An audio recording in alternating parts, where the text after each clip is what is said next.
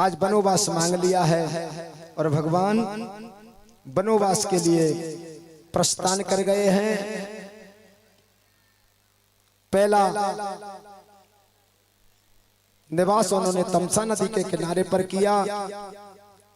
तत्पश्चात वो गंगा जी के तट पर पहुंचे।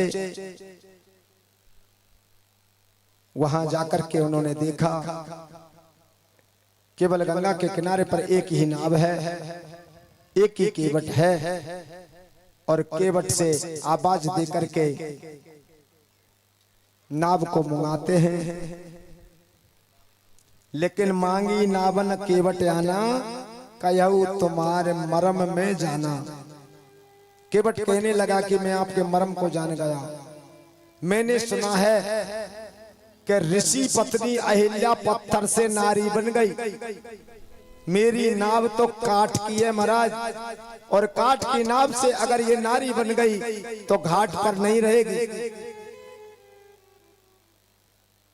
तो कहां रहेगी? कि नारी रहेगी घर पर।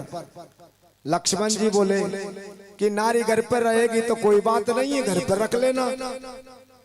केवट कहने लगा कि घर पर पहले से ही एक नारी बैठी है, बा को कहा होगा वो क्या रहने देगी?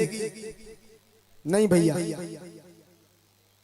हम तो कभी भी अपनी नाव में नहीं बिठाएंगे। तुम्हारे जादू भरे पैर हैं, इन पैरों में लगी जो मिट्टी है यही सबसे खतरनाक है। इससे ही नारी स्वरूप बनता है। मेरे पास में कोई और धंधा नहीं है, मैं तो नाव से ही धंधा चलाता हूँ, इसी से परिवार को चलाता हूँ भैया। इसलिए मैं तो बिना पैरों को धोए बगैर नाव में कदापि नहीं बैठाने वाला हूँ। लक्ष्मण जी को क्रोध आ गया, धनुष बाण तान लिया और कहने लगे कि मार दूंगा। केवट हाथ जोड़ करके कहने लगा मार देगा तो भी इसमें मेरी भलाई है, तो भी मुझको आनंद आएगा। क्या क्या मतलब? अरे तुम्हारे हाथ से मरेंगे तो मुक्ति तो पाएंगे, मार दो। भगवान राम खड़े जानकी की तरफ देख करके मुस्कुरा गए और कहने लगे हे भैया, तेरी जो इच्छा है वो तू कीजिए, लेकिन हमको नाव में बिठा करके गंगा पार कर दीजिए। उन्होंने कहा प्रभु पैर पखारूंगा आपके, पद कमल धोए चलाए नावन नाव नाथ उतारहूं, मुई राम राउर आन दशरथ शपथ सब साची कहूं। बिना पैर धोए नाव को गंगा से पार नहीं उतारूंगा आपको, इसलिए पैर धोने की कहो। राम जी शांत खड़े रहे और केवट कहने लगा कि हाँ करो या ना करो। अगर मुख से ना कहो तो नार को ही हिला दो, ज्यादा बड़ी बात नहीं है महाराज। बात छोटी है, सिर को हिला दीजिए। बात केवल छोटी सी है, सिर को हिला दो। नाथ मुझसे चरण तुम धुला लीजिए, चरणों को धुला लीजिए, विनती करते हैं। और भगवान प्रसन्न हो गए और मुस्कुरा करके कह दिया कि जाइए आप चरणों को धो लीजिए। तुरंत केवट जी गए और अपने कटप्ता को पानी से भर करके ले आए हैं, चरण धोए हैं और उसको पान कर गए, चरणामृत ले गए। फिर भगवान ने कहा कि हमको अब पार कर दो, कि नहीं महाराज एक बार और धोएंगे।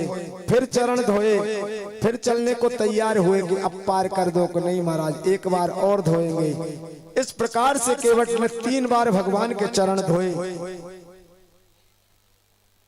किसी ने पूछ लिया कि 3 बार क्यों धोए?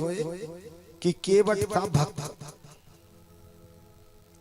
भक्त चाहे कैसा भी हो लेकिन भक्त अपना ही उद्धार नहीं चाहता। भक्त के हृदय में हमेशा रहता है कि पहले तो मैं भव से तर जाऊं, उसके बाद में मेरा पूरा परिवार तर जाए। तीसरे नंबर पर विचार आता है कि मेरे जितने भी बुजुर्ग पितर थे वो तर जाएं, पूरा गांव तर जाए, पूरा देश तर जाए। ऐसा विचार भक्त के हृदय में होता है, इसलिए उन्होंने 3 बार चरण धो करके और चरणामृत पार कर दिया और तीनों प्रकार के जलपान करने से अपने पितरों सहित पूरी बस्ती को, पूरे गांव को भव से पार कर दिया। तुरंत ही नाव में बिठाए हैं, भगवान को गंगा से पार किया है और गंगा से पार जाकर के रेती में खड़े हो गए और विचार करने लगे हैं भगवान कि केवट के लिए कुछ उतराई न दी, और कहने लगे केवट तुमके लिए कुछ हमने दिया नहीं। कहने लगे भगवान आप क्या देंगे, आपके दर्शन जब हो गए तो मैं सब कुछ प्राप्त हो गया, मुझे मैं तो कृत हो गया। पर भगवान एक मेरी शर्त है, तुम मेरे घाट पर आए, मैंने तुमको पार कर दिया, जब तुम्हारे घाट पर मैं पहुंचू तो मुझको भी तो प्रभु पार कर देना, और मुझको कुछ नहीं चाहिए। लेकिन माँ जानकी ने काफी विनती की लेकिन कुछ नहीं लिया। भगवान की प्रदक्षिणा की, केवट को वहां से विदा कर दिया और भगवान आगे बढ़ गए।